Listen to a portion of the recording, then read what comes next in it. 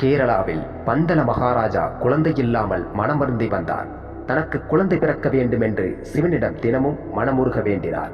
இந்த நிலையில் மகிஷாசுரனின் சகோதரி மகிஷி தன் சகோதரன் கொல்லப்பட்டதற்கு பரிகாரம் காண கடும் தவம் இருந்தாள். ஒரு ஆணுக்கும் இன்னொரு ஆணுக்கும் பிறக்கும் குழந்தையால் தான் தனக்கு அழிவு வர வேண்டும் என்ற வரத்தையும் பெற்றாள். வரத்தை பெற்ற அரக்கி மகிஷி தேவர்களை துன்புறுத்த ஆரம்பித்தாள். இந்த நிலையில் பாற்கடலை கடைந்தபோது அசுரர்களை மயக்க விஷ்ணு மோகினி அவதாரம் எடுத்தார். அவர் அழகைக் கண்டு பரவசம் அடைந்தார் சிவன். சிவனுக்கும் மோகினிக்கும் ஐயப்பன் பிறக்க குழந்தையாக பிறந்த ஐயப்பனை காட்டில் ஒரு மரத்துக்கு அடியில் விட்டுவிட்டு சென்றனர் சிவனும் விஷ்ணுவும். தெய்வச் செயல்கள் அனைத்திற்கும் ஒரு காரணம் உண்டு அல்லவா? இந்த நிலையில் வேட்டைக்கு வந்த பந்தல மன்னன் குழந்தையின் அழுகுரல் கேட்டான். எங்கு குழந்தை அழுகிறது என பதபதைத்து தேடி மரத்தடியில் ஐயப்பனை கண்டான்.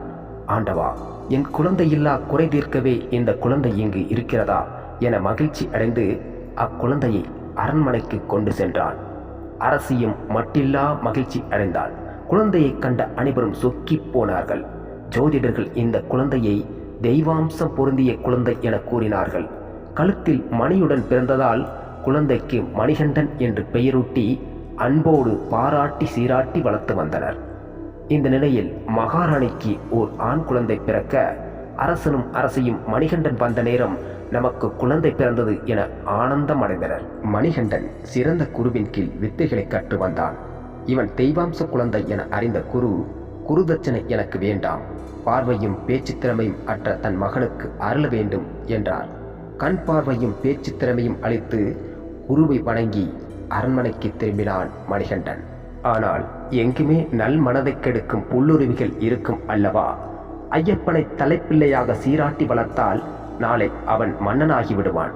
உங்களுக்கு பிறந்த பிள்ளை எப்படி அரசனாகும் என அரசியின் மனதில் நஞ்சை கலந்தனர் சிலர்.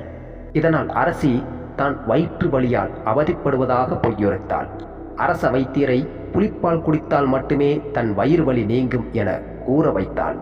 ஆனால் ஐயப்பன் உண்மை அறியாதவனா என்ன? இருப்பினும் தன் தாய்க்கு புலிப்பால் கொண்டு வர நான் செல்கிறேன் என்றான்.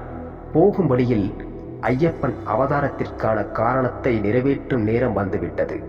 வழியில் அரக்கி மகிஷி ஐயப்பனை தடுத்தாள். வில்லெடுத்தான் வில்லாளி வீரன். காட்டுக்குள் மகிஷிக்கும் மணிகண்டனுக்கும் கடும் போர் ஏற்பட்டது. மகிஷியை அம்பு எய்து மணிகண்டன் வீழ்த்தினான். ஐயப்பன் கால்பட்டு தூய்மை பெற்ற மகிஷி மறுவுருவம் பெற்று ஐயப்பனை திருமணம் செய்து கொள்ள விரும்பினாள். ஆனால் தான் இந்த அவதாரத்தில் பிரம்மச்சாரியாக வாழப்போவதாகவும் தனது இடப்பக்கத்தில் சிறிது தூரத்தில் நிலை கொள்ளும்படி செய்தார். அவளே மஞ்சள் மாதா என அழைக்கப்படுகிறாள்.